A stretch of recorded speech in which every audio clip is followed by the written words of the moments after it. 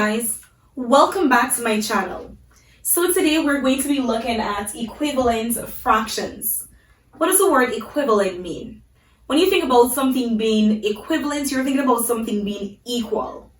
Let's get into an example. Alright, say for example you had 1 over 2 or a half, and you're trying to find a fraction that is equivalent or equal to 1 over 2. The easiest way to figure this out is that you need to first select a number, and it could be any number. It could be 1, 2, 3, 10, 20, 30, 100, 1,000. It doesn't really matter. You just choose one number. So say for example, we chose 5. Alright, so again, 5, that's our number. What we're going to do is that we're going to multiply both our numerator and our denominator by 5. So let's do that. Multiplied by 5 over 5. So of course we're going to go ahead and multiply across. So 5 times 1, that gives us 5. And 5 times 2, that gives us 10. So our new fraction, and let me just erase this. So our new fraction is 5 over 10. And what we're saying is that 5 over 10 is equivalent to 1 over 2. And we can prove that it is equivalent. So, say we had 5 over 10, and we're trying to reduce 5 over 10 back to 1 over 2. We first need to find what we call the HCF, or the highest common factor of both 5 and 10. When we're talking about a factor, we're talking about a number that will go into both 5 and 10 without leaving a remainder. We're looking for the highest number because we're trying to simplify our fraction.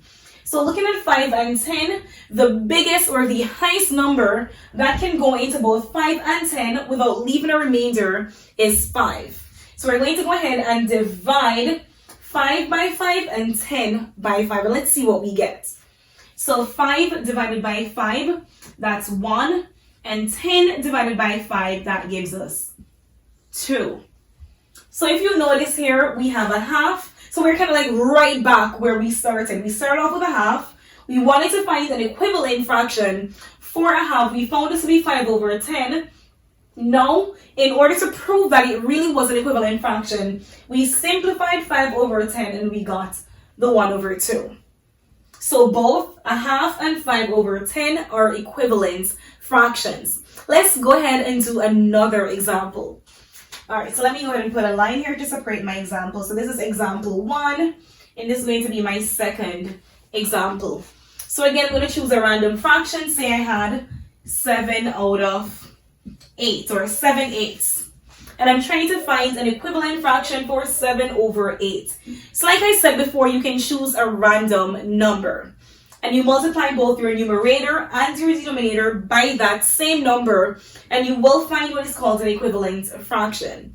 So let's go ahead and choose a number. You guys could choose any number that you want. It will still be correct as long as you're multiplying both your numerator and your denominator by that number. So for our purposes, we're going to go ahead and choose 10. So again, I'm going to multiply both my numerator and my denominator by 10. So I have 10 over 10. So let's go ahead and multiply across. So 10 times 7, that gives us 70. And 10 times 8, that gives us 80.